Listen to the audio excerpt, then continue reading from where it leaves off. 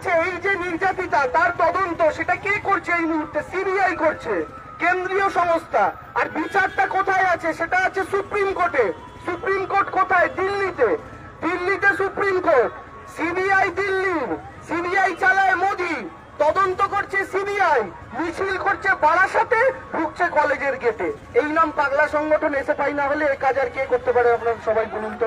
তো সেই জায়গা থেকে দাঁড়িয়ে আমরা বলছি এই ছাত্র সংগঠনটা এই মুহূর্তে অদ্ভুত ব্যাপার লাগলো। সেদিনকে টিভিতে ভিডিও দেখছিলাম, চিনাঙ্কুরদা যেটা বললো এসএফআই এর প্রোগ্রাম, মিছিলে যারা ভিড় করছে কারোর বয়স 50, কারোর বয়স 55।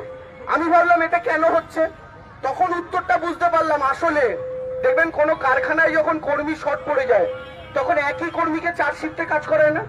সিপিএম এর এখন কর্মী নেই, তাই 50-এর লোক এসএফআই তেও শিফটে খাচ্ছে, ডিওয়াইএফআই ও শিফটে খাচ্ছে, আবার সিপিএম এরও শিফটে তারা খাচ্ছে, কারণ তাদের